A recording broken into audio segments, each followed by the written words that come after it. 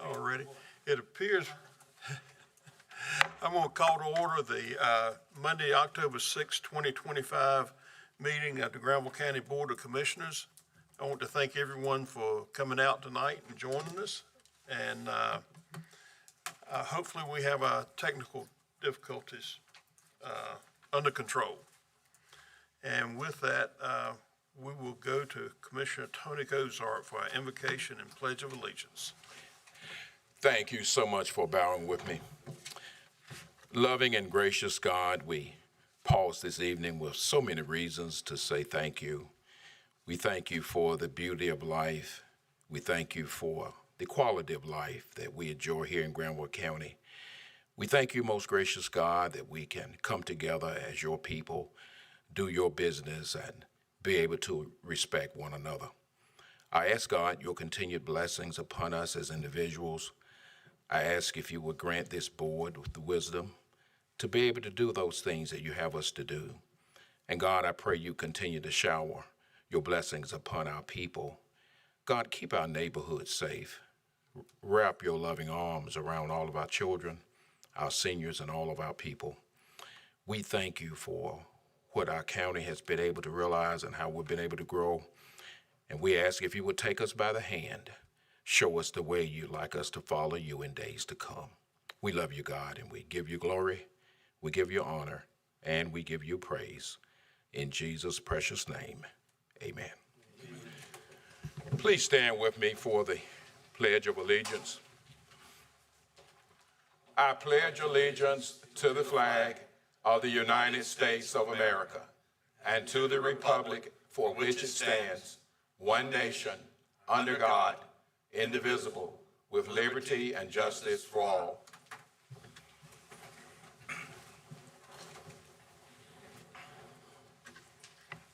All right, thank you. Are there any amendments or adjustments to the agenda? Yes, Mr. Chair. Yes. I'd like to add one item under recognitions and presentations, please, a matter regarding school project funding. Okay, so noted. Is there any other adjustments or amendments to the agenda? Hearing none, we call for approval of the agenda as adjusted. I make that motion, Mr. Chairman. We have a motion on the floor. Do I hear a second? Second. We have a second. Is there any discussion on the motion? Hearing none, we'll go to the vote. All those in favor signify by saying aye. Aye. All those opposed, nay. Hearing none, ayes have it, motion carries. The consent agenda. Does anyone have a motion on the consent agenda? Move for approval. Okay, we have a motion to approve the consent agenda. Do I hear a second? Second.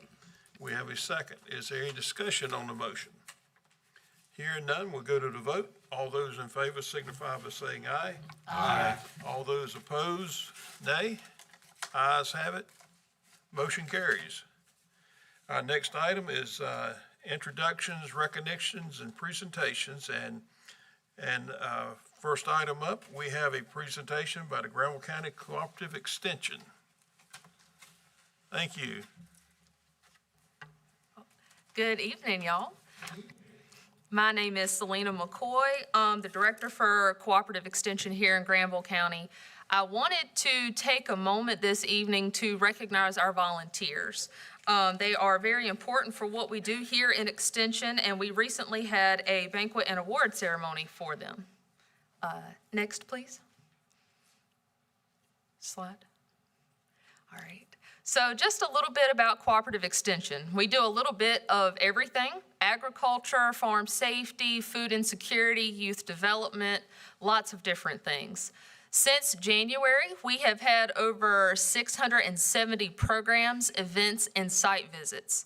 So this may mean workshops, it may mean things like the Farm to Fridge program, it may mean things like farm visits from our ag agents to help farmers troubleshoot issues. So almost 700 programs, events, and site visits since January. Across these, we've had over 283,000 attendees. Now, some of those are people here in Granville County. Sometimes they are folks from neighboring counties. But we have a very, very large reach, and this is just what we've accomplished since January. Oh, not yet, sorry. We have dozens of volunteers across multiple program areas, and I'll talk about that on my next slide. But our volunteers have made over 2,300 contacts, so that is phone calls, emails, follow-up sessions since January. And our volunteer time has been valued at $36,000.44. And I'm sure y'all here in the county can recognize that is basically the value of a part-time person if the county were to hire them. Next. All right, so some of our volunteers are for 4-H, our 4-H club leaders. For the Family and Consumer Sciences program, we have the Extension Volunteer Association, also known as EVA. For horticulture, we have the Extension Master Gardeners. For the local foods program, we have the Food Support Drive Team, also known as FSDT.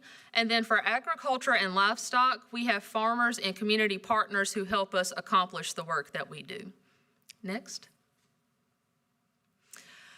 Recently, we had our annual volunteer banquet, and this is where we get to recognize our volunteer impact and the support that they provide to many of our programs.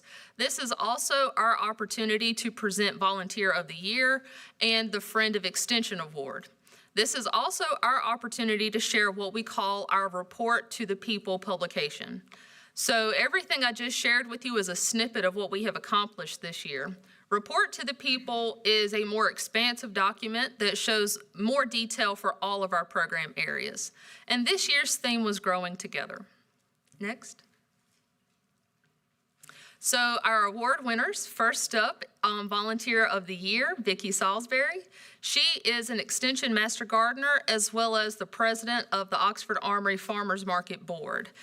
We often joke in our office that she should have a bed because she is in our office so frequently, working so many hours. She has been absolutely crucial to not only supporting Johnny Coley, our horticulture agent, but also supporting Wendy Tatum, our local foods agent here in Granville County. Next. And then our Friend of Extension this year was Farm Bureau. Farm Bureau provides crucial support to all of our programs. So 4-H, agriculture, horticulture, local foods, livestock, all of it. We could not do what we do in this county without the support, both financially as well as the volunteer support we receive from Farm Bureau. So we are very thankful to our volunteers and what they help us accomplish. If you have any other questions about who we are, what we do, and how to volunteer, you can contact myself at sdmccoy@ncsu.edu, or you can give us a call at 919-603-1350. And then if you have any questions or would like to see our Report to the People, you could stop by our office at 125 Oxford Outer Loop. And that's what I've got for y'all. Thank you. Does anyone have any questions or comments? All right, well, Selena, thank you so much for all that you do and what your staff does, and we certainly appreciate it. Thank you. And our next item on our agenda is recognition of Scott Phillips, the recipient of the 24-25 NCACC Heroic Hands Award. And I think Drew's going to handle this for us.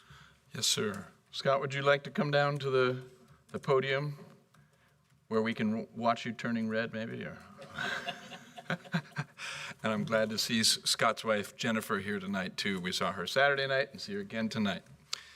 Well, it really gives me great pleasure to, there we go. I'm doing multiple jobs tonight, including advancing the slides. My brain's not big enough to do all of this. Every year, the president of, I'm getting another high sign. Jessica, what do I need to do? Huh? There we go. Okay. Every year, the president of NCACC announces a presidential initiative. And this year, President T. Davis from Warren County decided that his initiative would be something called Heroic Hands Celebrating Public Service, with a mission to highlight the value of having a career in public service, to work with state leaders and partners to promote workforce training needs in local government, and to help create a better pipeline of public service employees to fill county jobs. And the nomination for Scott is still a little bit of a mystery, and so he didn't know to attend the annual NCACC conference where his photograph and this sort of version of his bio were included. But I took a picture of it and sent it to him, and he said, "Oh, okay, good." But I can't think of a county employee who is more deserving of this award, and so I'm going to read this paragraph here and maybe add a few things and then invite commissioners to say a few words if they wish. The Granville County honoree is Development Services Director Scott Phillips. Scott has served Granville County for over 26 years, transitioning from the private construction sector after being hired by former county manager Dudley Watts. He oversees all county buildings, both new and old, and manages the planning, zoning, and inspections departments. Scott played a key role in building the county's first major recreation park, a multi-million-dollar senior center, 2 new alcoholic beverage control stores, a river park, and numerous major building remodels and upgrades. Despite facing a profound personal loss while working for the county, Scott channeled his energy into community support efforts within Granville County. Known for his mentorship, he has guided many, both inside and outside the organization. I would include myself in that. Scott's dedication, leadership, and resilience have made a lasting impact on the county and those around him. I would add that, we have a very young group of building inspectors, and I think Scott has really made it one of his missions in life to kind of bring them on, train them up, and sometimes we lose them, but that is also a tribute to what you do with them and for them, that they're so well trained that other people want them as well. So with that, Scott, you have my great appreciation, and before we invite you to say a few words, I'm going to invite commissioners to say a few as well. I have known Scott and Jennifer since they moved to Oxford. We all attended the same church, and I think when Scott first took his job under Dudley Watts, I met him and knew him then. And Jennifer, he's one of the most humble people that I know, and I'm being sincere when I say that. Matter of fact, Jennifer just told me she didn't know about this till last night. Or maybe it was even sooner than that. The ABC board built 2 buildings in the last 5 years, 2 new stores, one in Butner and one here in Oxford. Scott was our go-to person. We would meet with the architect, engineers, builders weekly, and when they got finished telling us what they were doing, I'd look at Scott and say, "What'd they say? What are they doing?" And he was the go-to guy. So from a personal standpoint, I've known Scott since he's been in Oxford, and Jennifer, and they're a wonderful couple. And Oxford, Granville County is very lucky to have them, not just as his role, but as an asset to the community. Thank you, Scott. Thank you. Scott, I hadn't known you very long, but in the short time I've known you, I've seen the many, many different things that you do and you've accomplished. Most notable to me was that senior center at Stovall, which is a great accomplishment, and thank you for everything you did for that. You brought the project in under budget and on time, and that's a great accomplishment in today's society. I know you wear a lot of hats and you have a big job, and I just applaud you for the wonderful job you do, and I hope to keep working with you for many, many years. Thank you. Thank you. Scott, I remember when you was hired back on the Dudley Watts, and that you came to us running, and you have. I've slowed down a bit though. But you came to us, and you have done a fantastic job on every project comes up, you have manned it, worked hard, and we appreciate all the service that you have done and gonna do for us. I just like to say thank you, personally thank you. You've been a good friend of mine, and anything I ask, I call in and I want to know, you tell me the truth and you tell me. And I appreciate it, and thank you. Thank you. Scott, thank you for all you do. I'm still amazed at what all your job encompasses and, you know, not only that, what you do for the county, but what you do outside your job, volunteering and being on different committees and such. And I want you to know I appreciate everything you've done for the county and continue to do. And it's been a real pleasure getting to know you and working with you. Thank you. Scott, I just want to say how much I have just enjoyed and been so impressed over the years. Many people have had a chance to see the evidence of different projects, and I do want to say that one thing about this season we were in when we needed to move our animal control from across from where McDonald's is now, we were under some pressure, let's just say, to get some things done. And I remember your diligence out there to make sure we could get that done. And it really took a lot of pressure off of this board to get something moving. And the thing that I want to share with you, and some people may not know, this is really related to Scott Phillips, the person. We had a young man in this county who had had some challenges in life, and you took that young man under your wings and tried to let him see another perspective in life. So while I'm just so impressed with all the projects, all the work, I'm even more impressed with Scott Phillips, the man.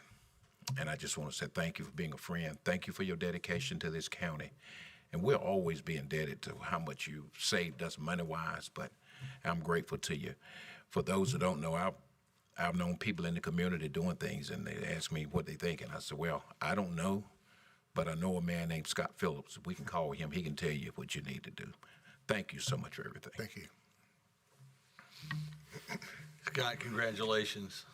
I think what you remind me most of is a North Carolina State motto, to be rather than to seem. And you give it to us like it is, whether we like it or not, but you don't vanilla it. You give it right to us, and I appreciate that, and that you do so in a way that challenges us to be better commissioners, better people. And I know from your personal tragedy and the conversations we've had, how it's changed you, and still, what a good man you are. And I want you to know that it's a pleasure to work with you and to take advice from you when needed. Thank you. Thank you. I hope I'm not last. Boy, it says the bar is way high. But anyway, Scott, well deserved.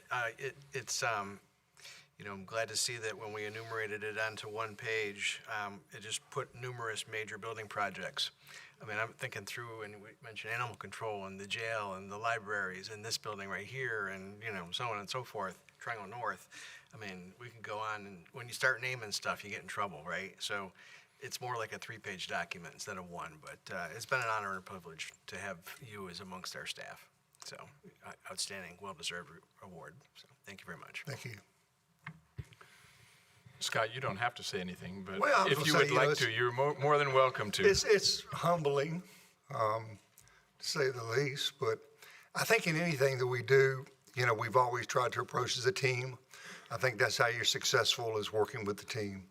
And there's a lot of great people, and men and women both, in our organization that's kind of helped me along this path. So I appreciate, you know, the achievement, but I didn't do it alone. I mean, it took a team. I'm just a small part of that team, but I'd certainly appreciate it. Thank you. Thank you, Scott.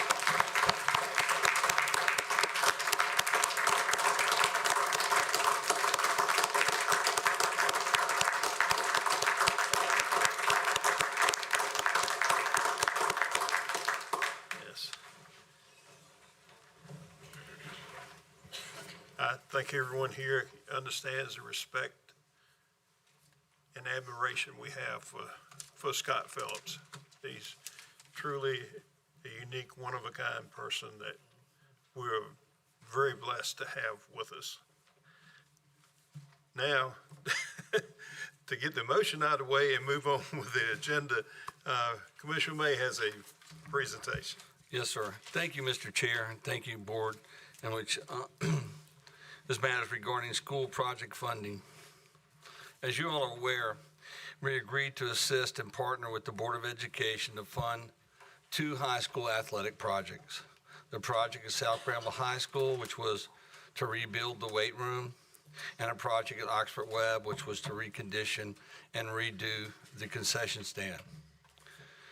Currently, the South Granville project is ongoing. It's about 60 days out from completion. The facility will be a full-fledged athletic facility for all our students, athletes and non-athletes. It will provide the needed exercise equipment. It will provide the space for the needed exercise equipment. And I went and viewed it the other day where it's at now, and I would tell you, I'm really getting excited about when it's completed because I think it's going to change a lot of the dynamics for the school and bring a sense of pride back to the school and the community on what it can do. I can say that the school has gone over budget in regards to getting it done. And so what I like to ask this board to do, and I've discussed with commissioners individually prior to the night, is that we set aside $50,000 to aid this facility in buying exercise equipment and floor padding and other necessary needs to equip this weight room so it can be a functioning facility from day one for all our students. I have discussed this with all commissioners, and each have agreed to this funding request. I've discussed it with the finance director, and then she has performed a pre-audit and recommends that the funding come from a contingency silo. And based upon that request, what asks that I'm going to make a motion, even though it is my item, that we approve this, and that when the facility, after this is done, we'll begin work on the Oxford Webb location. And when that's done, I certainly welcome Commissioners Jay and Commissioner Cozart, who are really behind that one, to come forward to the board should there be additional needs there that are needed.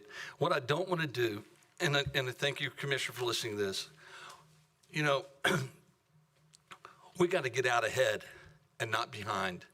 And I really want to provide a symbol to our community, not just our community, but to our students, that we're committed, not just to their education, but to their extracurricular activities.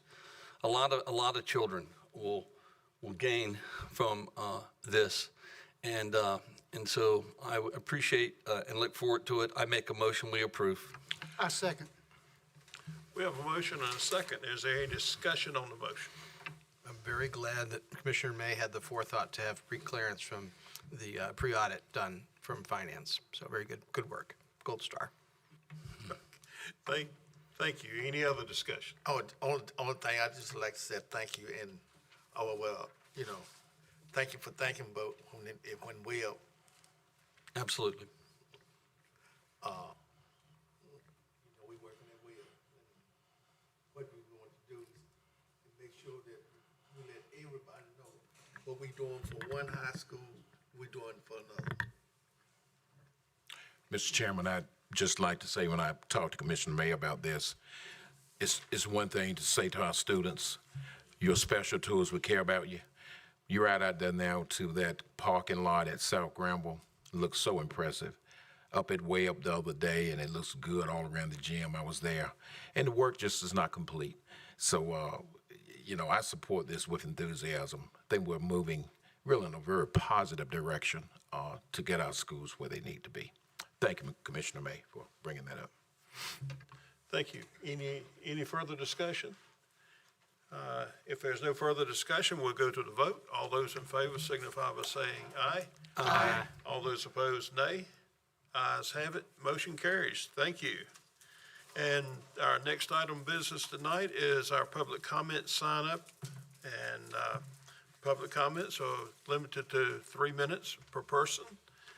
First gentleman tonight is Mr. James Daniel. And Jimmy, if you will come forward and state your name and address for the record, please. And you have 3 minutes. All right. Thank you.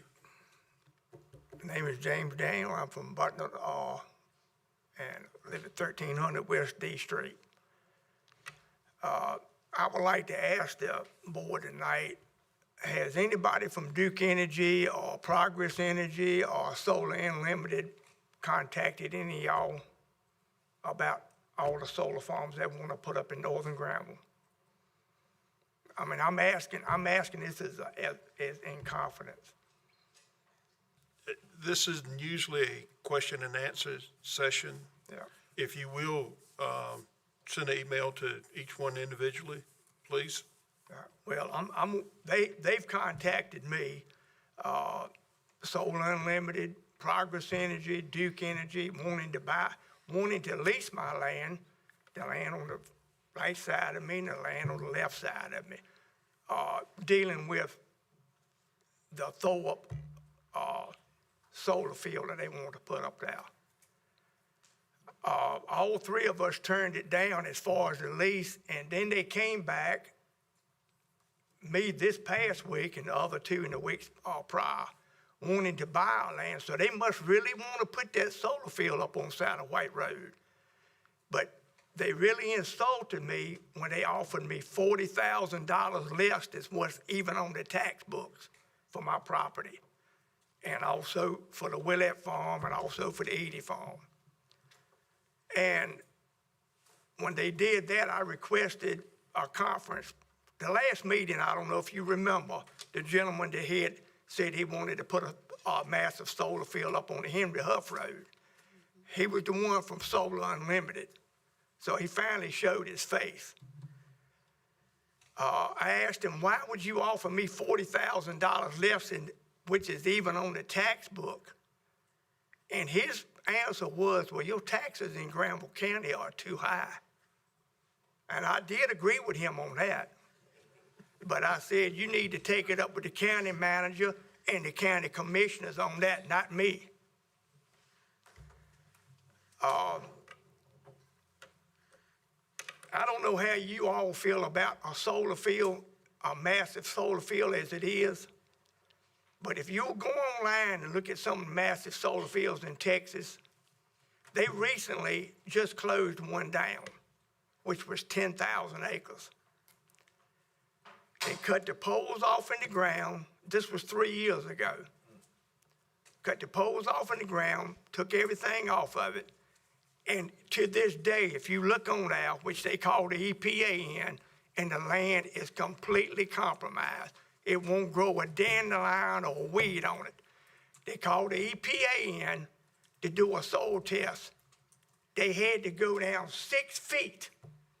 And we're talking about when you bury somebody 6 feet, the land is polluted that deep. Granville County don't need this. Person County just turned down a large mega solar field in Person County. All right, just a minute. They found out where all the power was going to, just like the ones they want to put in northern Granville, south side Virginia, top of Vance, Granville, Person, and Caswell County. What's they gonna do for us? The answer is that when they come to you and they promise you the moon and the stars and everything else, you need to say no and do the right thing. Thank you, Mr. Daniel, for your comments. And Robert Fountain is signed up. Sheriff Fountain, if you will come forward and for the record, state your name and address, and you'll have 3 minutes. Good evening, Robert Fountain, 115 Saddle Tree Road in the Greek County of Granville in the city of Oxford. Blessed are the peacemakers, so they should be called the children of God. I stand before you not as a sheriff, but as a citizen that supports the Granville County Sheriff's Office because of the men and women and what they do.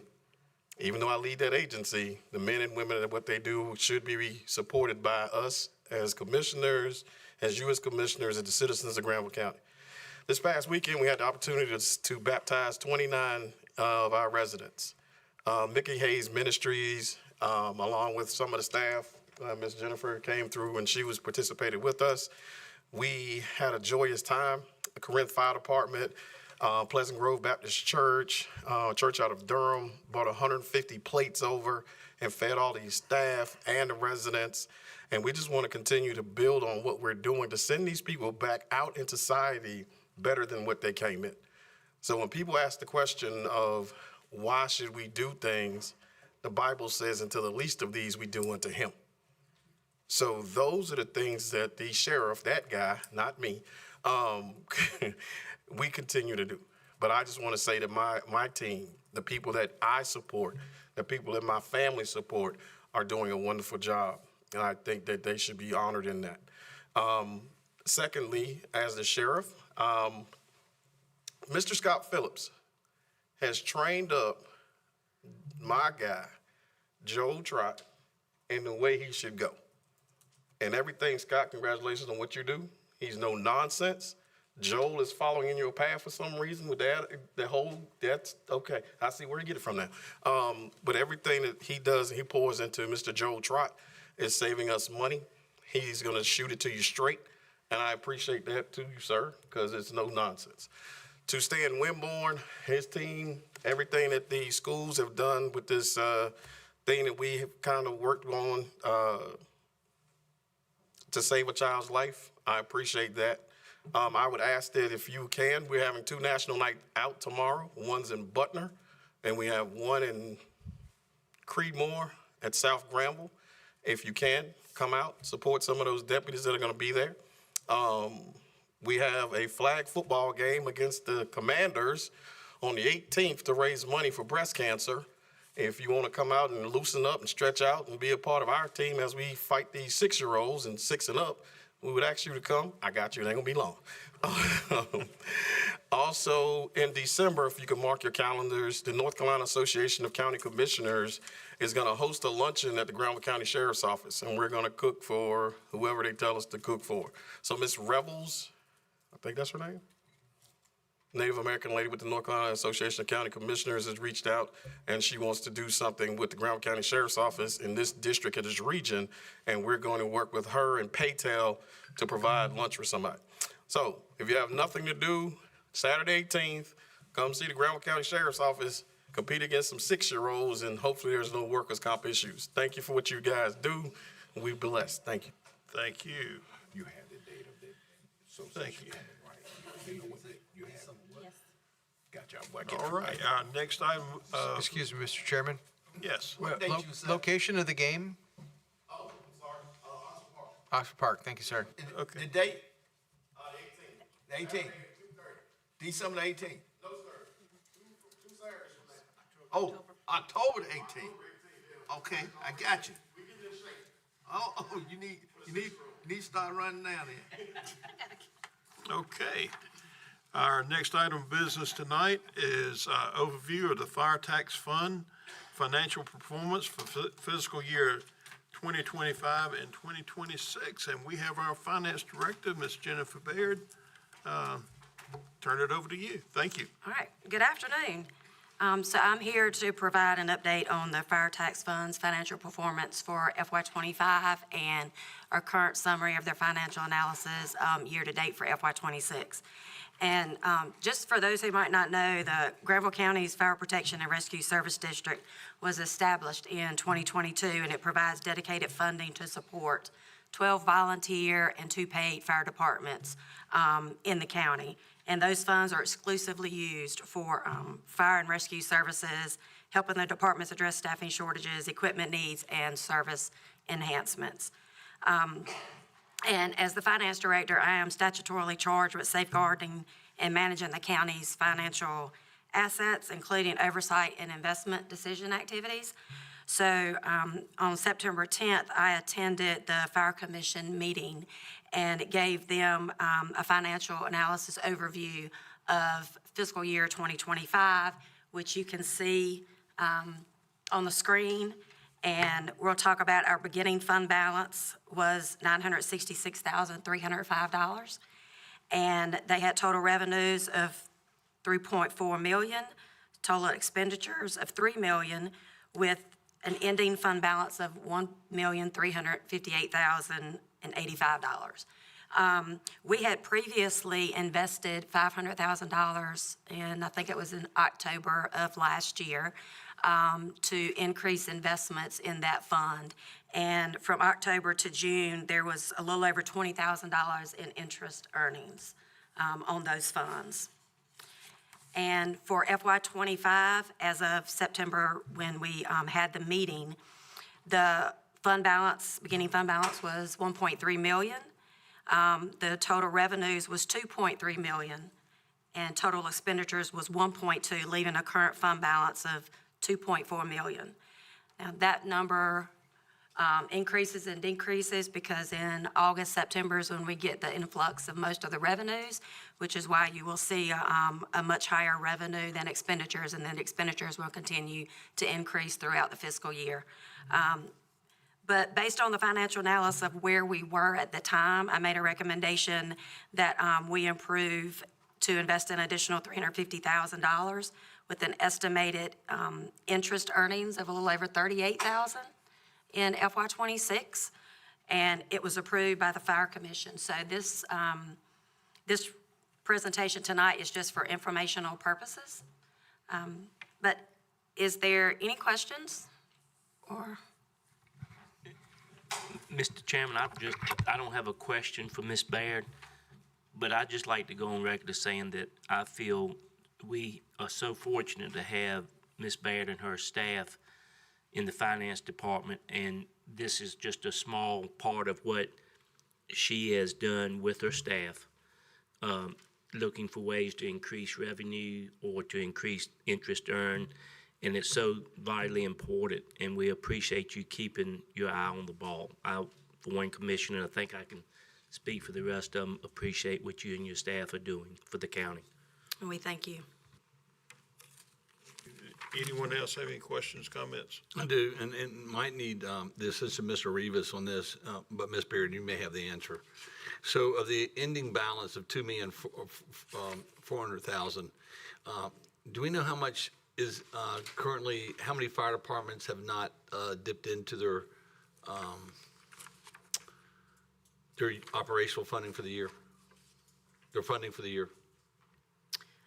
Let's see, 1, 2, 3, 4, 5, 6. In September, when we did this, it was 6 that had not. So that's going to reduce it well over $500,000, but we're still going to have somewhere in $1.5 million after all the funding's pushed out of available additional funding in the fund balance. That's the anticipation, yes, the expectation. And if I could kind of add to that even further, right, the way I'm interpreting this, and tell me if I'm wrong, is that expenditures will go up, but the revenues will also go up, right? And so this is really kind of an interim number that doesn't tell us a whole lot about where that ending fund balance is going to be at the end of this year. If I'm not mistaken, that $2.3 million is a little over 75 to 78%. So we still have a good 20% revenue expected to come in throughout the rest of the year. It will continue to trickle in to offset the continued increase in expenditures.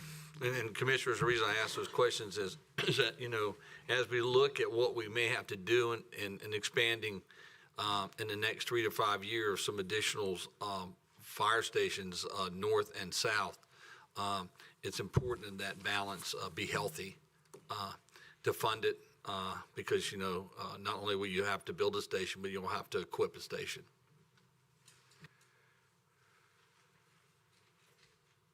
Okay, does anyone else have any comments? If not. Thank you. Thank you.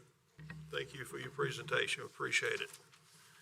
And the next item on our agenda is tax matters, a resolution calling Article 46 sales tax referendum on March 3rd, 2026. And David, I think you're handling this for us. I am. Thank you, Mr. Chairman. Good evening, Commissioners. I have two items for your consideration tonight regarding Article 46, 1/4% sales tax. The second item is contingent upon the first, so we'll take these one at a time.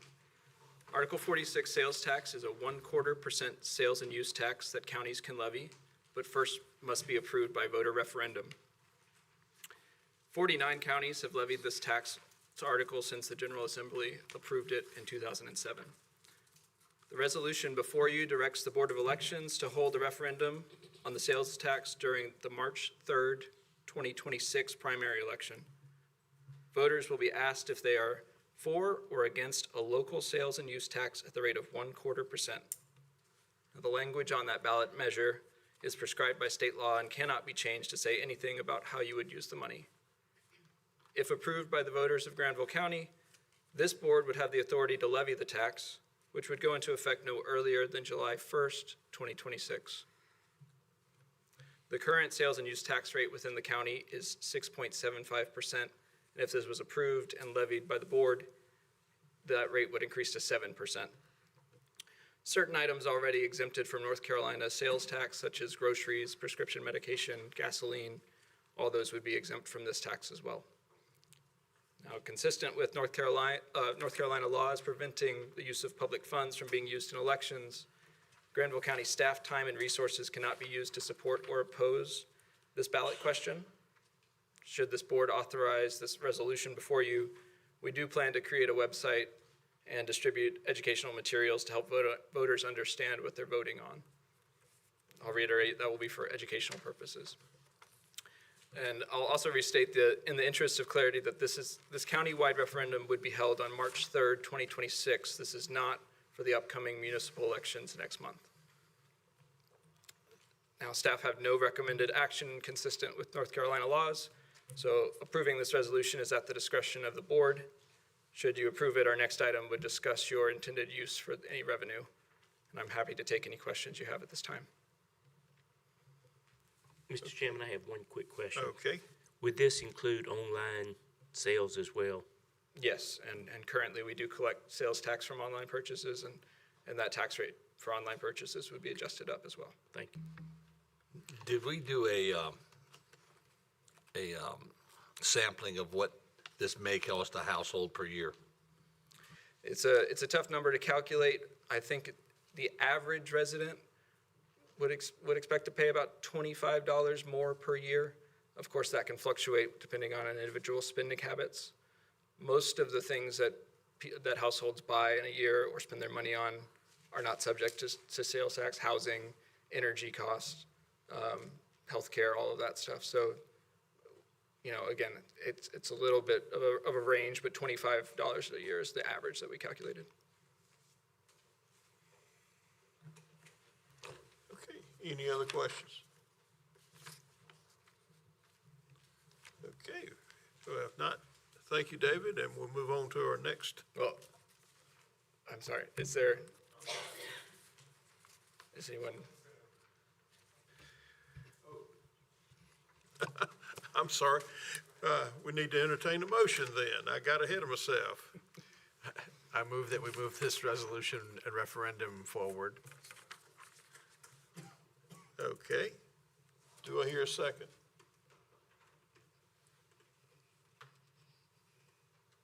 Mr. Chairman, let me second that so we can discuss it a little bit. I second it. All right, we have a motion and a second now for discussion on the motion. I was happy to see on the, in the second, where it has second paragraph, that it does not apply to gasoline, prescription drugs, or food.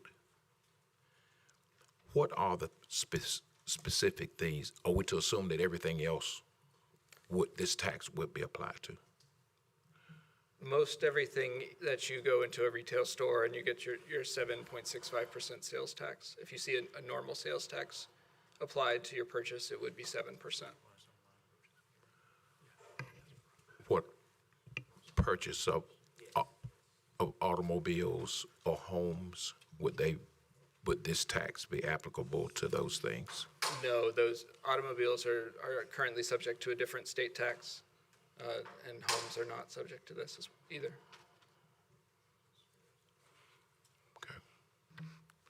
Thank you, Mr. Chairman.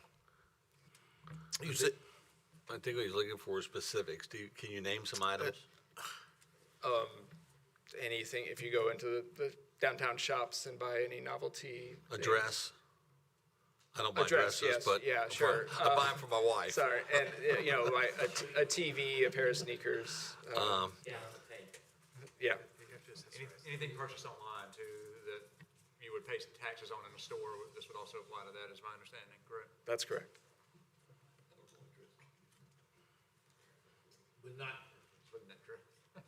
but not food, like I said, not food, no gas or nothing like that. That's right. But Not food, not gasoline, not rent, not any energy, any energy products at all. But if I order something off of Amazon, I'm gonna pay taxes on, right? You already do, and you will continue, and this would tick it up 0.25%, yes.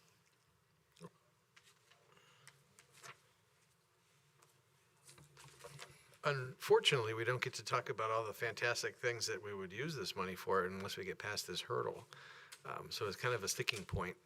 Chicken and egg type item, but this is a consumption tax. If you don't buy it, you don't pay it. If it's something you eat, you don't pay it. Gasoline, we went through that, so it's straight up just for purchases. And I think it is worth saying at this level that you can't restrict what you spend the money on. It's something that's done every budget year, so the money can be earmarked. Right. Does that money go back into the general budget? Then that goes back, and then it comes back into our general budget. As long as it ain't food, medicine, gas, it's okay.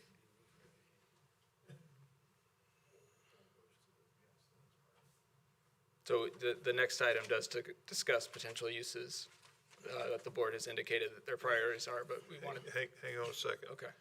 We had a motion and a second, then we had discussion, but we haven't voted.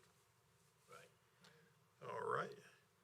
If there's no further discussion, we'll go to the vote. All those in favor signify by saying aye. Aye. All those opposed, nay. Ayes have it, motion carries. Now, David, moving on to the next item.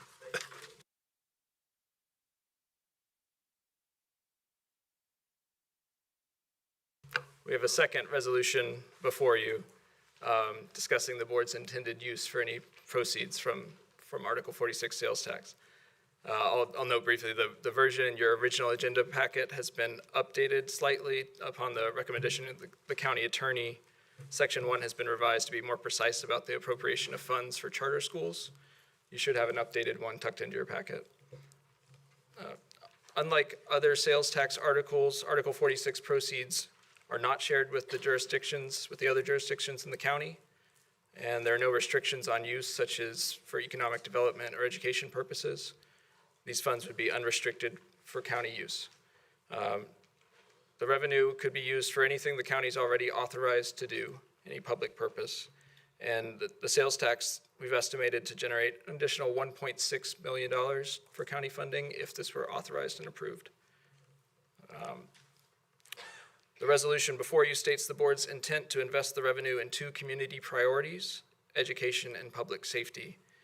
First, it directs roughly half of the proceeds to increase the current expense funding for public education.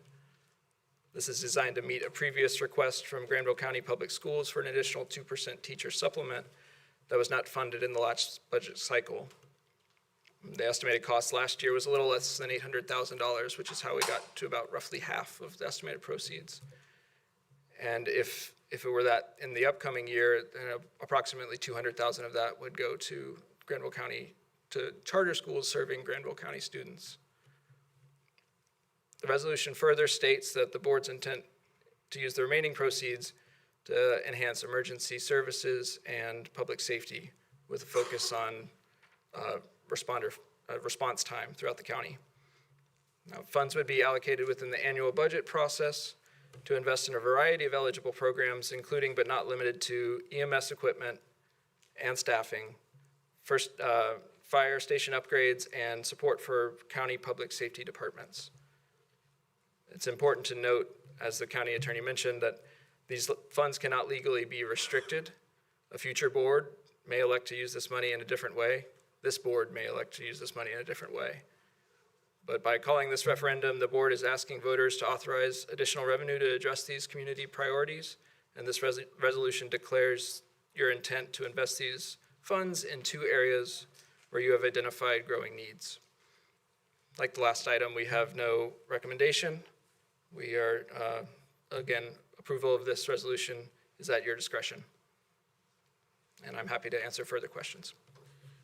Thank you, David. Has anyone got questions? Hearing none, what's the pleasure of the board?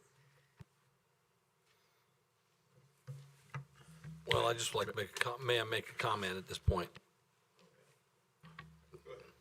So $1.6 million pretty much equates to 2 cents. Is that correct, County Manager? Not quite 2 cents. I think we're up around 900,000 for a penny. So Close. 1.1 and a quarter, 1 3/4. 1 3/4. Yeah, something Okay. like that. Okay, just to keep that in mind, because that'll be the benefit of this, that you can offset. I make a motion, we approve. I second the motion, Mr. Chairman.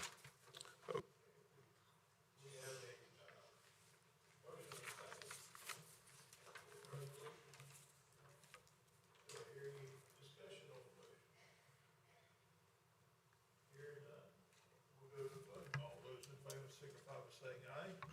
Aye. All those opposed, nay.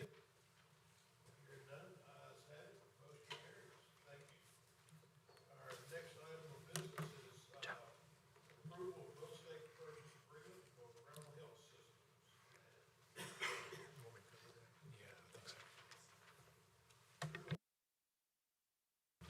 I think I'm going to hand the mic and the floor over to the county attorney.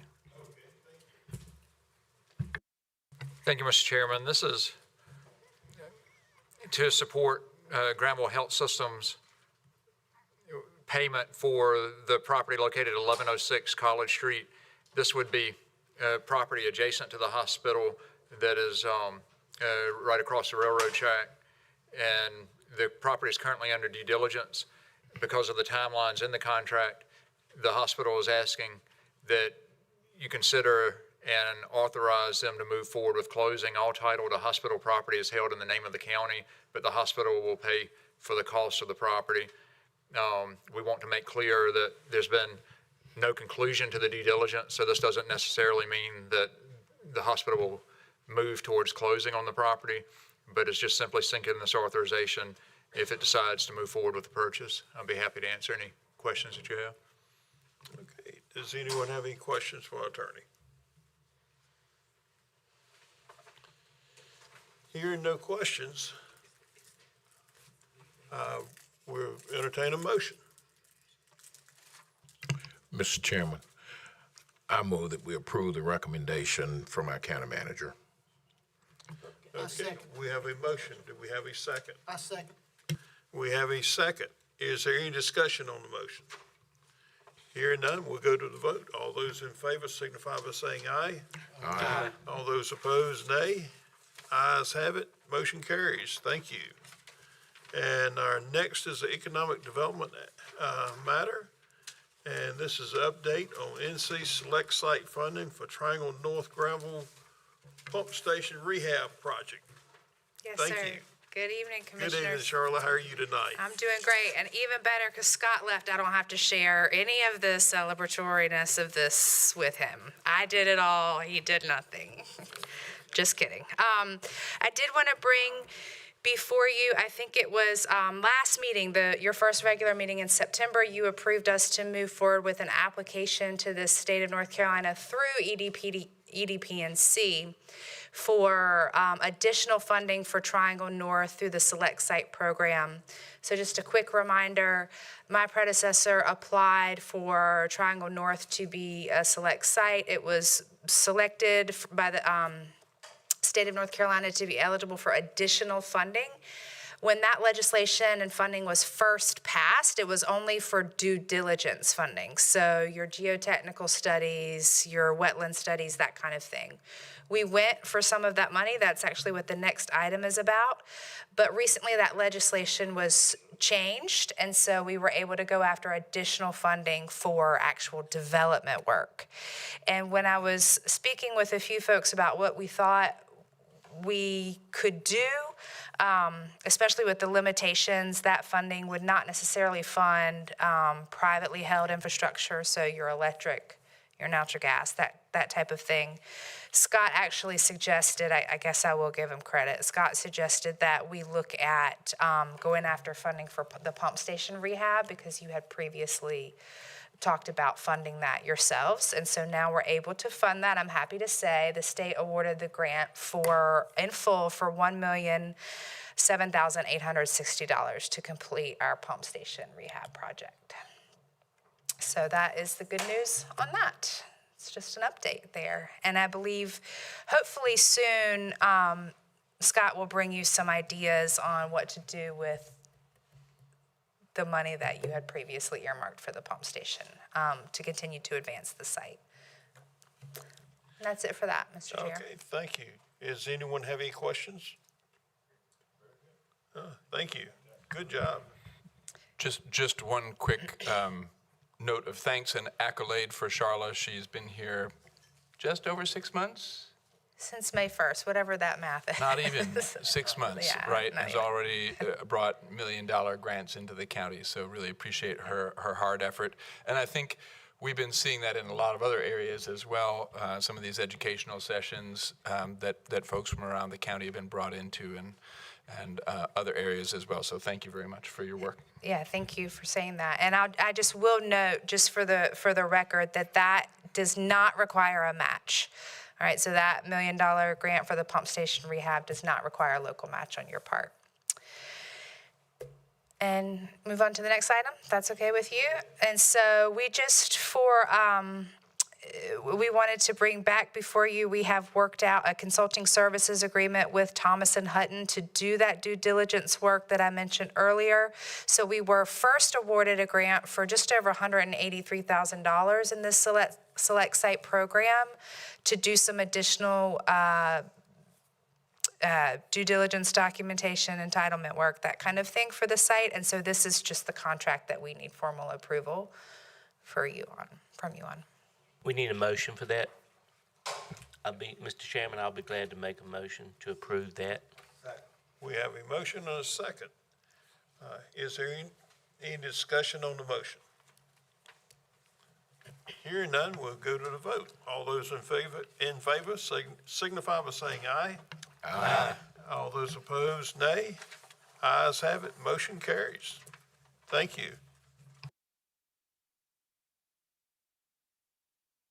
Now we have solid waste matters and approval of contract extension request for solid waste franchise agreement and convenience site operations. And Jason, you handling this for us tonight? Yeah, Mr. Chairman, fellow Thank you. commissioners, thank you very much. The background on these contracts, they were bid and awarded to become effective January 1st, 2020. Both contracts were 5 years with 2 one-year extensions. In late 2024, the county manager and director of environmental programs met with the solid waste subcommittee, Commissioners Jay and Gooch, to discuss the granting of a one-year extension to GFL for both the convenience site operations and curbside waste collection franchise agreements. Discussion items included complaints received since the initial award in January 2020, history of staff attendant pay, as well as service volumes during this time. At a regular meeting in October 2024, the Board of County Commissioners approved the first one-year extension. During the term of this contract, and considering the large volume of customers, the director has received relatively few complaints regarding service for these contracts. Most, if not all, complaints were followed up by the contractor and resolved. It is also important to note GFL has not passed on any increased costs to this franchise curbside customers in response to the county increasing our tipping fees significantly within the last 3 years. Furthermore, the general manager of GFL has assured me that upon award of the extension, the company will continue to honor the 3.5% consumer price index cap increase per the agreement effective January 1st, 2026. So in conclusion, staff requests that the board approve the final one-year extension to both contracts, which will both expire on December 31st, 2026. Staff will begin advertising a request for proposal for both the franchise, curbside service, and convenience site operations agreements in early 2026 to ensure a fair, competitive, and timely bidding process. The compliance with contract and purchasing policy, this contract allows for 2 1-year extension. This request is for the second and final one-year extension. The funding line item, the funding is available in the fiscal year 25-26 approved budget. Is the recommendation, my recommendation, that approval of the second and final extension to GFL for the collection, franchise, and convenience site agreements. The director further recommends that the Board of County Commissioners authorize the county manager to execute an amended contract for both agreements once finalized by the county attorney. So, you had a whole list of attachments of the last extension as well as the original agreements. So I'm happy to answer any questions you have. Okay, does anyone have any questions? I do. Hey, Jason. Yes, sir. So, the compactor at Wilton, that's all squared away now, and to my knowledge, we've not had any issues with that in quite a while. Am I correct? Correct. And they've been, yeah, I know. That's why I'm asking. And so you feel pretty good about that if we have any issues, that they will, with the extension here, they will be timely in their response. They have been since that event, more so. Okay, thank you. Okay, any other questions? Any comments? Yes. Quick comment.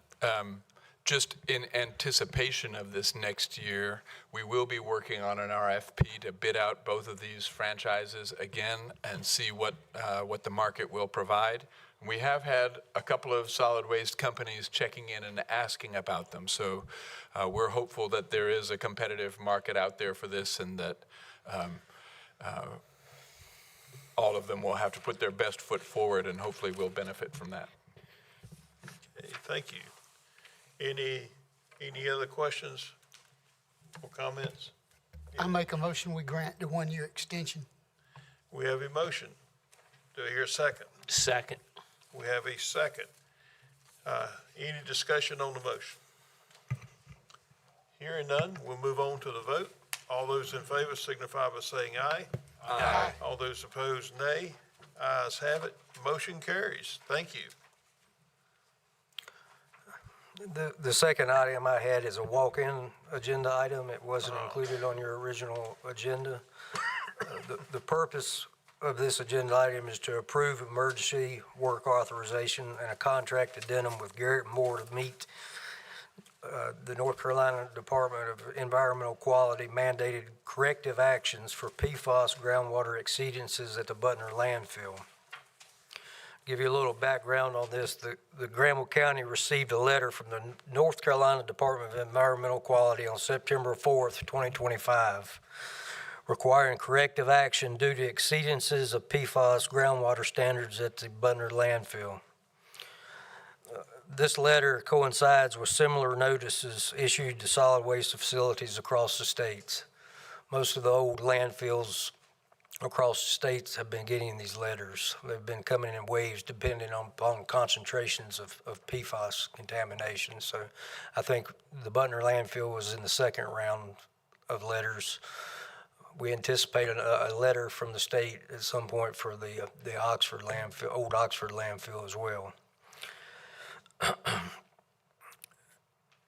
The NCDEQ requirements mandated a completion of a receptor survey within 45 days and submission of a PFAS work plan and site assessment within 120 days. County staff has met with Garrett and Moore, the county's solid waste consulting firm, and directed them to begin work to ensure compliance with these deadlines. Attached is a proposed scope of work for not to exceed amount of $17,500. For the compliance with contract and purchasing policy for emergency services of the purchasing policy, Section 7, emergency purchases. Couple of sections, I think, come into play for this. A, in the event of a special emergency involving the health and safety of people or their property, the county manager may exempt the procurement of any services or goods from the applicable statutory requirements for letting of public contracts. In the event of a special emergency, the county manager may purchase and obtain from any vendor or contractor such goods or services whose immediate procurement is essential to prevent delays in work which may affect the life, health, or safety of citizens and or employees of Granville County. Requests for emergency purchases by department heads, department directors must be submitted to the county manager for review and approval.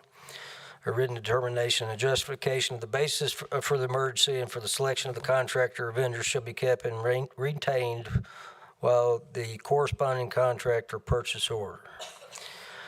Last, in conclusion, emergency purchases shall be reported to the Board of County Commissioners no later than their next regularly scheduled board meeting.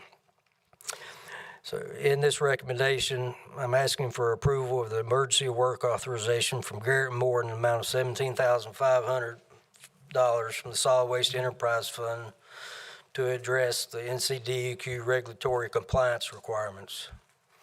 I further recommend that the Board of County Commissioners authorize the county manager to execute an addendum to the existing contract with Garrett and Moore once finalized by the county attorney. So there's a lot of stuff in here. We didn't get much notice from the state. We knew the letter was coming, but we didn't know what was entailed in the letter. So we got the letter on September 4th, and so it wasn't a lot of time to do a lot of things to get it going. But we've started the process, or the early part of the process, on meeting these requirements. So I'm here for any questions. Thanks. Does anyone have any questions? I do. Thank you, Mr. Chair. Just kind of explain is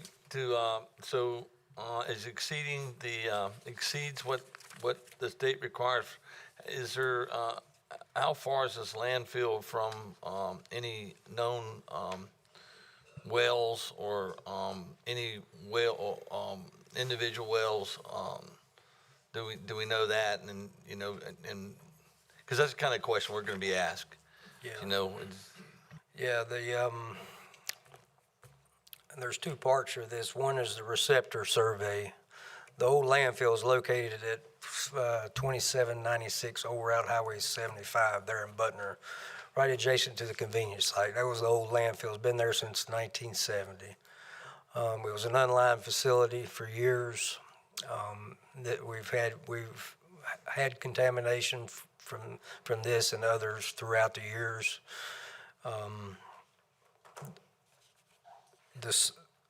The receptor survey will look at all within 1,500 feet of that boundary. They'll look at water wells, any potential water wells, which we do not think there are any because it's all buffered by state property. There is some concern with potential surface waters, with those contaminants potentially getting in the surface waters and moving off the property boundary. But this study will track, it will look at that receptor survey, and also it will look at that plume of contamination with additional monitoring requirements. So, does that answer your question? It does, and we don't have any identified wells in that area that you're aware of, that you're aware of, and that's one of the things that will be known when this is, survey is conducted? More or less, additional wells Okay, will thank you. probably be constructed, yes. Mr. Chairman, did they detect the PFAS traces that they found in the monitoring wells or in the leche? Is that how they? Yes, and then existing monitoring wells we have, they're monitored biannually every year. This was a new requirement that was placed on us a year or two ago to test for PFAS. Before, it had never been tested for. Mr. Chairman, quick question. Hang on just a second. Sure.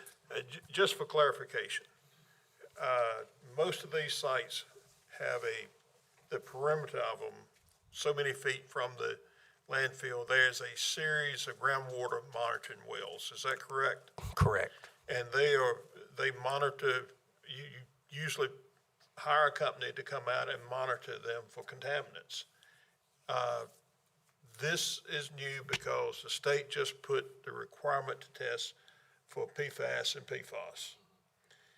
So you're in compliance with the regular monitoring of the Yes. groundwater wells. Yes. And this is something new. New constituent found, and they're wanting us to test for it. Okay, So- thank you. Yeah, I just wanted to make sure that we were clear on the fact that these are groundwater monitoring wells where they found this. Yeah, and it's in every landfill in the county. I mean, in the state. Everywhere. Everybody in the state's getting these letters. It's not just us. Yeah. And it's, they're not offering any funding for it either. I mean, it's kind of something, but Yeah, I just wanted to kind of make that clear. Now, I'm sorry, go ahead now. Jason, do they give us or give you a percent that those, when they monitor those, it has exceeded the state recommendation or the state level by a certain percentage? Ask your question one more So time. they monitor these, we get a PFAS that it's exceeded the state Their limit. state standards, yes. But do they say you've exceeded it by 10%, 50%, 1,000%? They want you to meet their levels. But they don't say you just missed it by this much or that much. Yeah, they want you to meet their standards, Okay, so we which I don't know what they are. I think they're listed in the attached letter for the different Okay, types. I was reading that. So, but they don't tell you by how much you exceeded those standards by. Well, yeah, it would. Our testing, what we tested for shows what amounts Okay. we exceeded it So by. we do know by what amounts we exceeded those standards, or? Yeah. Okay. Yeah. Thank you. I could get some further clarification on how much we did exceed it, if you need. I mean, I would think we'd want to know, are we a little bit over, are we a lot over? What, Commissioner Karan, what do you think? I can get that information for you at a later date. Chairman Gooch? Jimmy, Mr. Chairman Gooch is the expert on talking Okay. about nanoparts per billion and, Okay. the fine instruments it requires to test to this level. So is that worth us knowing, Chairman Gooch? Unfortunately, the state gives you, in this case, in this letter, the state they just told the concentration, they didn't tell you what their limits were. So we don't know, and some of these limits are moving targets because they hadn't been established yet. And when you get to measuring in parts per trillion, it's not a lot of laboratories locally that can do that. Usually they have to send it out. I mean, the technology is coming. I remember back when we first started measuring in parts per billion, and we were having trouble then, and the technology came around in years to come where we could measure it in a lab on site. But now parts per trillion is the new thing, and we can't measure that close. And even in parts per billion, you have to be real careful in measuring your standard solution to get your standard to 0, because just even a slight variance can throw your whole test off and you have to start over. So I can't imagine how tough the standards are in laboratories for parts per trillion. But we're getting kind of off subject here. And I would give you more information at a later date on your question. yeah, but the state doesn't normally give you percentage-wise anything. They just say you know, this is what your results are. It's over the limit. And in this case, this particular letter did it. I read it several times. I didn't see where they gave the standard, you know, the MCL, the maximum contaminant level. So that's something we need to verify is the MCL. So then we can figure out where we stand. Okay. It's just an unfunded mandate, ain't it? Sorry. Just an unfunded mandate, right? Yeah. Does anyone else have any questions for Jason? I just don't want people conflating this, Commissioner Gooch, with the PFAS related to Seguasa. That's. Yes, I understand your concern, and these monitoring wells are to tell you how far out from the base is moving. Now, whether the state comes back and wants us to establish a set of monitoring wells further out for further study, they can or they cannot. Okay, any other questions, any further discussion? Then we'll entertain a motion to approve the funding. Mr. Chairman, I make the motion to approve. I second. Second. Okay, we have a motion and a second. Is there any discussion on the motion? We got the pre-audit and all that, right? I looked, she didn't look back. Pre-audit. Is it pre-audited? We'll have a proper contract with the pre-audit statement on it. Okay, when it's good, executed. good. I thought I saw that, but I wasn't 100% sure if I saw that in the documents, because it was a walk-in. Yeah, this came up suddenly, so we don't Right. have the contract actually Yeah, as a prepared walk-in, I yet. thought I saw that, but I just want to make sure. It'll have all the standard contract terms, Show how including failed E-Verify, something. pre-audit, all that stuff. Perfect, thank you. So to be clear, what we're doing is we're authorizing the funding, and then we'll You're deal with the authorizing us to contract. move forward to prepare and execute a contract. Okay, to prepare and execute a contract. Okay. Just so we're clear on what we're voting on. Okay, any further discussion on the motion? If not, we'll go to the vote. All those in favor of moving forward with this signify by saying aye. Aye. All those opposed, nay. Ayes have it. Motion carries. Thank you. And our next item of business, I don't think we have any more walk-ins. And get to my page in the book here.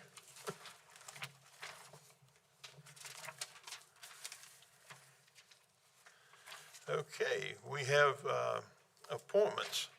And the first one is the Board of Adjustment. And the duty of the Board of Adjustments is to hear and decide appeals from and review any order, requirement, decision, or determination made by an administrative official charged with enforcing the Granville County zoning ordinance. The board shall also hear and consider any and all requests for variances and conditional use permits from the public at large and arguments regarding zoning district boundary interpretation. The District 6 seat is vacant with an unexpired term ending April 27th. Do we have a nomination for District 6? Mr. Chairman, I think as we discussed before, I had asked to hold this because of the difficulty in finding someone who's not a violator of the zoning to want to serve on this board, to tell their neighbors that they can or can't do something with their property. So it's been a difficulty for me. I thought we had kind of had a discussion around using another board to morph into filling both seats, but We did. We have discussed let me turn it over to our attorney. After having those discussions, I think the proposal that you'll see come up from the planning board, because this will require a zoning ordinance amendment, will be to reduce the required number of members serving on the Board of Adjustment to 5, and also have several alternates so that there's always a pool to pull from to make sure we have enough people to have a quorum. And you will also see the elimination of a requirement they be appointed by district. They will certainly, we'll look at geographical diversity around the county, but not a strict requirement so that we can fill these slots. So does that mean there'd be more like an at-large? It would be more like the proposal that we plan to bring to the board would be more like an at-large type service, again, with an eye towards geographical diversity, but trying to not pigeonhole people into districts so that we can get a quorum. We did talk to the planning board about it, and I think there were concerns about the roles are different, and also there were concerns about the workload and different areas of specialty. So that's not something that has been categorically ruled out, but after having those discussions, I think staff felt like this was a proposal that would probably be in the better interest of the county. Okay, thank you. I remember being part of those discussions, but thank you, Commissioner Karan. It had kind of slipped my mind. I was going right down the items here in front of me. We do have an alternate seat that is vacant, and I'd like to put forward the name Carlton Lewis as an alternate for this board, and that would morph, if it morphs into what we've discussed, then we'll have that. We only have one alternate now. So, Mr. Chairman, that would give us two alternates 5 board members and two alternates. and 2 alternates. I'll second that. Okay, thank you. Is there any discussion on the motion? Hearing none, we'll go to the vote. All those in favor signify by saying aye. Aye. All those opposed, nay. Ayes have it. Motion carried. Our next item of business, I'm sorry, what did I do? You offered the motion. Oh, I offered a motion. Yeah. Okay, Mr. let me Chairman. turn this over to our vice chair, our most capable vice chair that will soon be our chair. Do we have a name for the alternate? I put forward Carlton Lewis. I'll second. It has been moved and proper second that Mr. Carlton Lewis will be our alternate. Are there any questions or comments? All in favor, use voting sign aye. Good catch. They have the same rights. Ayes have it. Thank you. Thank you for rescuing me. I appreciate it. I got ahead of myself. And now we have appointment for the Human Relations Commission. And as we know, this is for us to make appointments and reappointments to the Granville County Human Relations Commission. The Human Relations Commission fosters understanding and goodwill among all citizens to promote the community's welfare. It advises the Board of Commissioners on programs and concerns related to human relations, serves as an important impartial forum for community dialogue, and works to promote peace, respect, and harmony. With prior board approval, the commission may sponsor events that encourage responsible citizenship and mutual understanding. Is also empowered to develop and recommend human relations programs to the board. And we have a membership list here, and I'm going to turn this over to the vice chair because I have an appointment. Okay, do we have an appointment name for District 7? Mr. Carlton Lewis.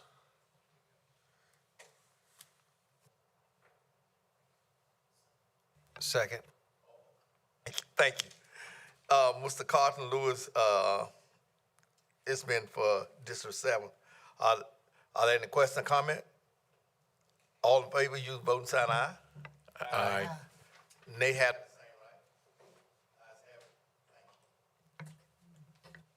And thank you once again for Commissioner Jay for rescuing me. And, okay, we have does anyone else have any appointments for the Human Relations Commission? If not, we'll move on to our next item, which is a walk-in, and this is the Jury Commission. And under North Carolina General Statutes, Article 1, GS 9 through 2, it is the duty of the Jury Commission beginning July 1st, 1981, and every 2 years thereafter, to prepare a list of prospective jurors qualified to serve during the biennium beginning the following January 1st. Alternately, if the senior regular resident Superior Court judge submits a written request, the Jury Commission may prepare the list on an annual basis rather than for the full biennium. And we have a recommendation by the Clerk of Court, Yancey Washington, who recommends that the Granville County Board of Commissioners reappoint Adlai Pim Williford, that's actually Adlai Stevenson Williford, to the Granville County Jury Commission for the biennium term that will expire June 30th, 2027. Do I hear a motion from anyone? Mr. Make a Chairman, motion, we approve. I'll second. We have a motion and a second. Is there any discussion on the motion? And by the way I know Pimbo's name is, we graduated from South Granville the same year. So, Adlai Stevenson Woodliff. And we want to thank Pimbo for serving on the jury commission. Okay, I'm lost again. We have a motion and a second. Any further discussion on the motion? If not, we'll go to the vote. All those in favor signify by saying aye. Aye. All those opposed, nay. Ayes have it. Motion carries. Okay. And our next item of business. County Manager's Report. Thank you, Mr. Chairman. I have no items this evening. Well, that was short and sweet. Thank you. Any items that's needed by the county attorney? I'm sorry, I have several items for attorney-client privilege and economic development. Okay, thank you. That's going to require a closed session. Okay. Now for our Board of Commissioners. And Commissioner Timothy Karan. Thank you, Mr. Chairman. I will try very hard to be as brief as others, but it's not going to be easy. October is Breast Cancer Awareness Month. This year's theme is Every Story is Unique and Every Journey Matters. Folks, you have to remember that healthcare starts with self-care, and early detection is key for positive outcomes. And this board knows this hit home for me a couple years ago when Liz went through breast cancer and all the removal and reconstruction that goes with it. So October, and it happened in October as well, so October, November, really it brings this home that early detection is paramount. So men, if you have a mother, sister, daughter, make sure they check. Ladies, check. It could save your life. So lots of stuff happened in the last couple of weeks. We had a barn warming at South Granville High School, which was pretty cool. They got a grant down there and a really nice new barn. We took a peek at the weight room, coming along really neat. It's going to be a cool project where they're ripping the outside of that building off and right down to the girders and rebuilding it back. We had the Berea Monument. I'm sure Mr. Griffin might talk about that. The litter initiative with Frank Salzman, and I know I'm going to steal everybody else's thunder, but we had Charla up, and I see her team back here earlier. We went, Russ and I, Commissioner May went to the Invest in our TRP event down at the Wolfpack area down at NC State. And this region's got a lot going on. It's amazing to see the things happening, and super proud of what team our management has assembled here within our economic development organization. I see really good things already within 6 months, like we heard earlier. So very exciting stuff. With that, I'll conclude my report. Thank you, Commissioner Karan. Commissioner Jay. Just like to say, like I said, we've been busy. I was so impressed of how many students at the merged students at way up and at Northern Granville. I was really amazed. That due to we having good teachers and good parents, and I just enjoyed myself at that time. And I also just like to thank each and every commissioner that went with COG to COG banquet down in Louis, down in Franklin and Lewisburg. I mean, down. We appreciate all y'all coming, and also just like to say, thanks to this board, thank to Scott for the senior center and grand open last week. It was a marvelous senior center, and we appreciate it on behalf of the northern end of the county. We just like to say to this board, thank you.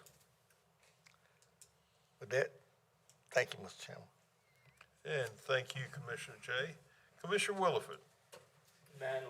My comments will be brief as well. Enjoyed the Qatar banquet with our economic development staff and the other commissioners. And again, the Northern Granville Senior Center is a great facility for the northern end of the county and for the entire county. And I look forward when we have something like that down in the southern end as well. And that's all I have tonight. Thank you, Commissioner Williford. Commissioner Griffin. I too want to echo Commissioner Jay's comments about the student of merit. So rewarding and so wonderful to see so many students getting recognized, which goes to show the capacity that our students have wanting to excel, in the teachers and the effort that the school system is putting forward to educate our young people. Another thing I attended was the nifty 90s for the citizens that were over 90. That was one of the most enjoyable things I have had the opportunity to go to.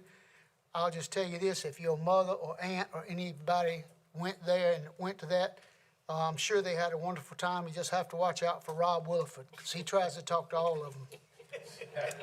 I did go to the Berea dedication of a highway marker in honor of Sam Reagan, who was, if you don't know, was a poet laureate of North Carolina for the last years of his life, wrote several books of poetry, and was a real inspiration to that community. And I just want to say I appreciate the opportunity to go there. Mr. Lewis Boland has written a book about Mr. Reagan and all the wonderful things that he has done throughout his life.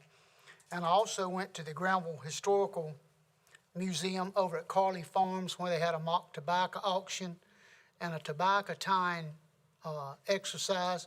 And if you've never seen that, go to it. I know I lived it, so it was interesting to see it once again, and that was a wonderful thing. And I appreciate the Granville Historical Society and Mark Pace and everything they did for that. Thank you, Mr. Chairman. Thank you, Commissioner Griffin. Commissioner Cozart. Thank you, Mr. Chairman. Just a few brief comments. I won't elaborate much on things that's been said, but I would just like to say that attending the 2 student of merit programs that I was able to attend, one at South Granville High School and one at J.F. Webb, I was really impressed with the order of the students, and it was very gratifying to see so many students recognized. I also want to share that I was able to attend a kind of a going away reception for Mr. Kevin Otis at the Masonic Home, and we're going to miss his leadership. He has worked hard to make that place a real home for those children who are there. I also want to just say I had the chance to go out to Deal, located right out there on Williamsboro Street Extended, I guess you call it. And one of the things I left there with, some of their automation, of course, all of it is very impressive operation out there, how they have diversified and the footprint they have in terms of customers. But it does kind of cause you to have some concerns when a company probably feels like they're not automating because they want to, but it's because of not being able to get workforce to do certain jobs. And, you know, I think at some point there are people in our communities who we need to make sure it's a good living that could be made there. And it's just very unfortunate as you went from one end of that plant down, you could see where automation was limiting the number of people. And it's not something they desire to do, but it's something they need to do in order to continue on. And just want to say how much I appreciate everyone coming to the listening session at Antioch Fire Department. I think the people who came were really, really appreciative of just the chance to be able to meet you, to hear our county manager share information about our county. So I think that's a wonderful thing, and we surely enjoyed it.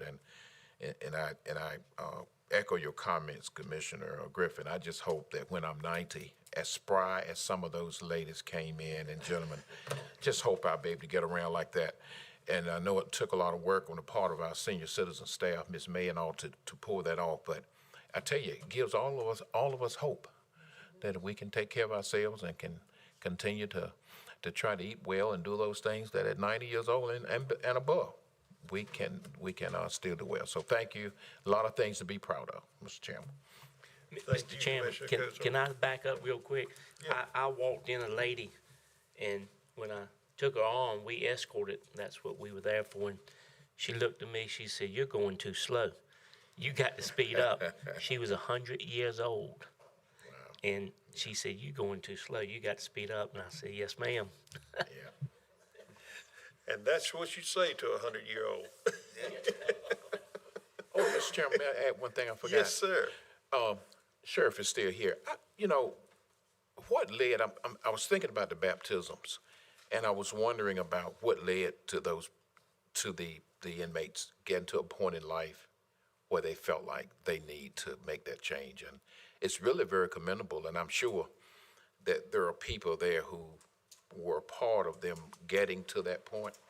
So it's something that I really haven't heard a lot about, Sheriff, but it's very commendable. And thank you for the effort and energy you're putting into making that happen for lifelong change in the lives of those people. Thank you.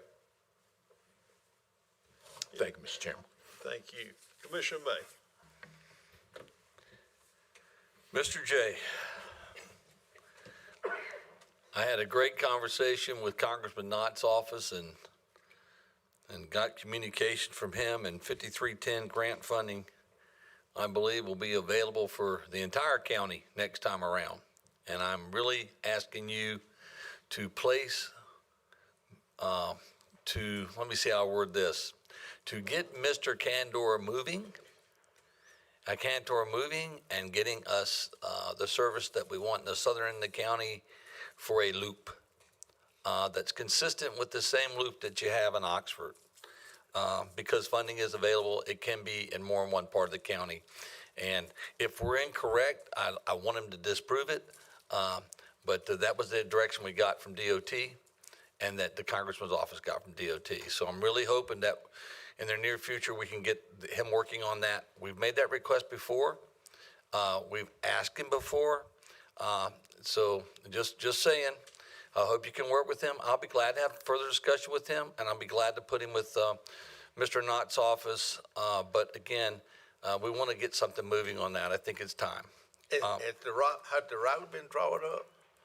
Well, it's not a question of route. We can do the route. The question is that we've been asking for that funding now. I've been asking since I've been a commissioner. And so Mr. Cantor simply can work with the county office and with DOT, and we can regionalize that, that grant, which likely will provide us additional funding for that grant because the region will grow. It's not that. It's got to be a route drawn up. Well, I'm saying that's what we need to do, is Well- draw a route up. We'll make sure you get one because we have a lot of points now in the southern end of the county that have drugstores. We have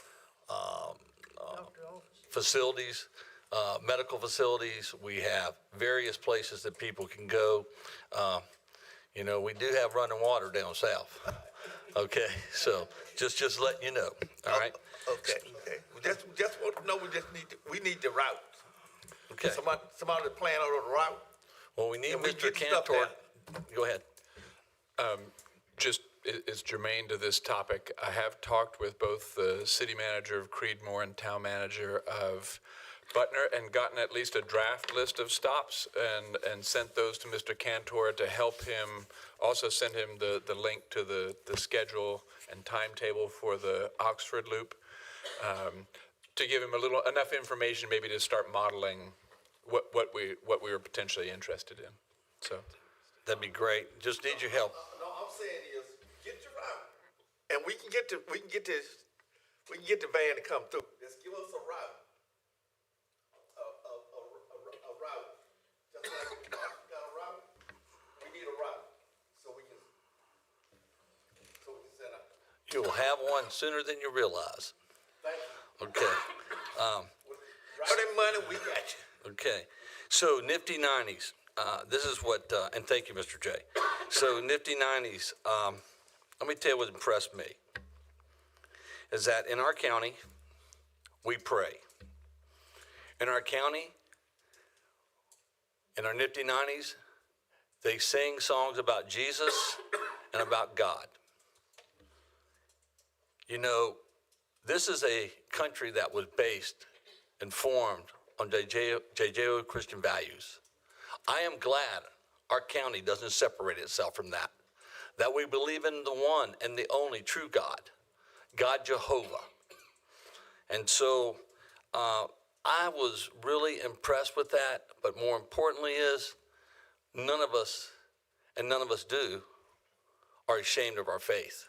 And to share that faith and to and have our nifty 90s actually sing about their faith.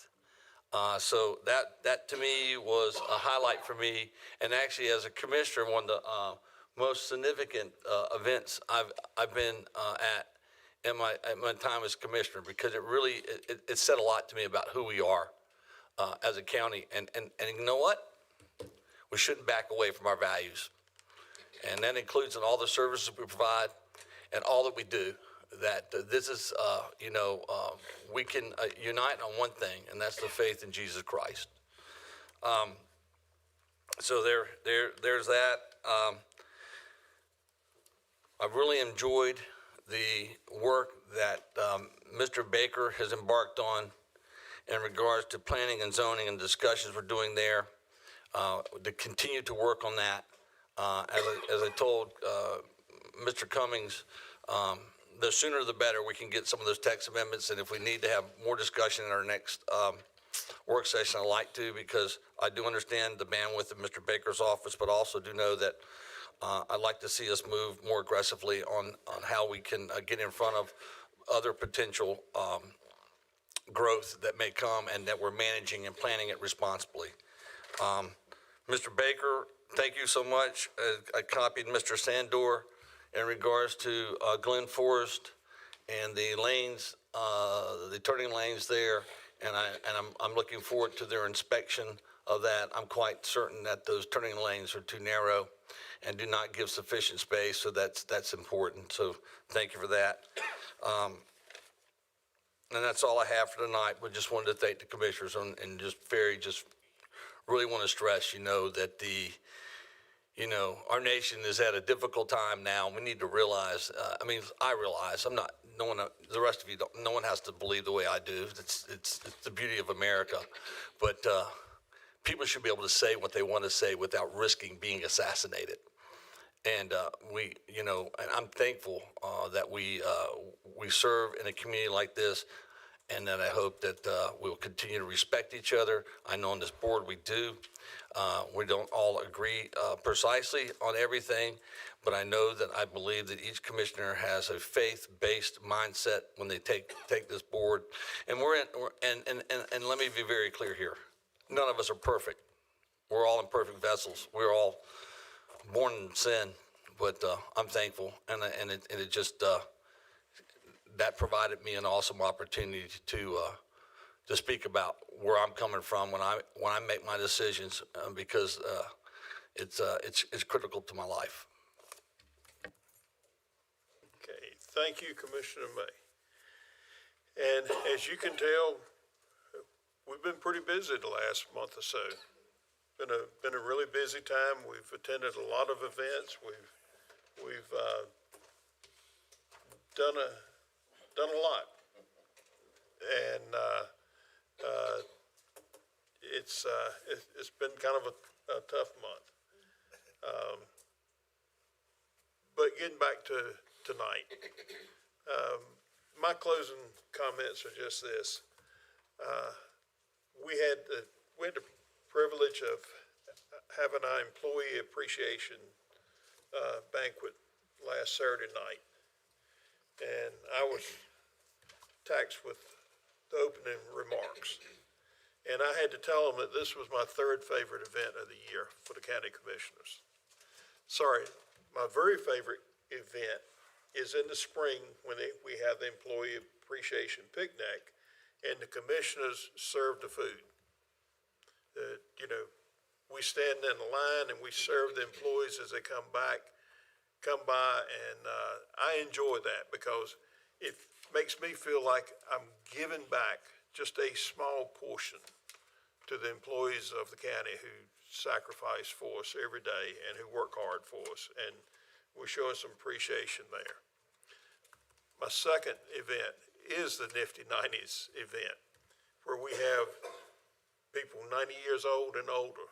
And this year, our oldest on-site was 100, and I think Kathy May said we had one person that wasn't there that's 105 that attends our senior centers.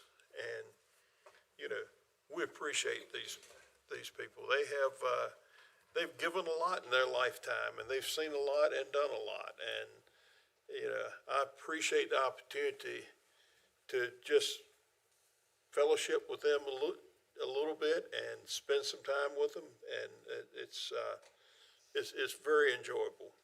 And there again, the third one was the employee appreciation banquet, where we got to hand out certificates for 5 years, 10 years, 15, 20, 25, and 30 years of service with the county. And, you know, we appreciate all that they do. And Mr. Gooch, yes. I need to make an apology to the Fire Commission and to Mr. Rivas. During our last Fire Commission meeting, there were 3 requests made by the Fire Commission that the Fire Commission approved to move forward to the board. I asked at that meeting that they would be brought forward at the next Board of Commissioners meeting.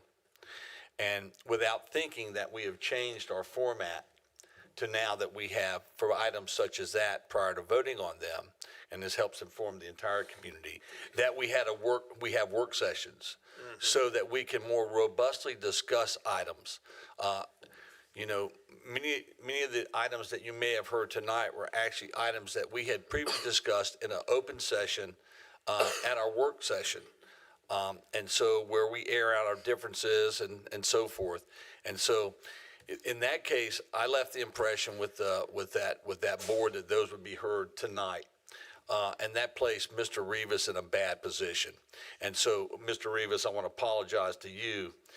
More importantly, I want to apologize to the Fire Commission because I failed to remember that's the process we're using now, and that we will hear those items at our next Board of Commissioners meeting, and then after that, we will, based on that discussion, will most likely hear them in the following county commissioners meeting. So board, I just want to make you aware of that. Should you get any concerns from your fire departments or anything of that nature, that was my fault. I own that, and there you go. Okay. Well, thank you. Is there any other matters to come before us before we? I just like to say on dealing with the fire. Jason, I'd just like to thank our fire marshal. He met with the community last Thursday night, and it was very helpful to the community. And just like to say thank you for that, because he gave them all the information that they needed, what the fire marshals and the fire department and the fire commission is going through with fire departments, and how much the 6 cents and everything, he brought it to the community, and I appreciate for tell him thank you. Is there anything else? As long as the, Mr. Chairman, our rememberers are working here, during my remarks, I got a little, something in my eye, and failed to mention that Xavier Wortham from my district has received the Presidential Lifetime Achievement Award, and we've celebrated that, and I think there's ongoing things. We had a surprise thing for him just the other day. Well-deserved, and I would be remiss if I didn't get it on the record that he's appreciated for all the fantastic things he does for our community, and I'm glad that he lives in District 6. Okay, thank you. Is there anything else to come before us? Hearing no other business to come before us tonight, we will entertain a motion to reconvene in 10 minutes in closed session. I make a motion. We have a motion and a second in two places. Yes, sir. Is there any discussion on the motion? Hearing none, we'll go to the vote. All those in favor signify by saying aye. Aye. And those opposed, nay. Ayes have it. Motion carries. We'll take a 10-minute break and reconvene in closed session. Thank you.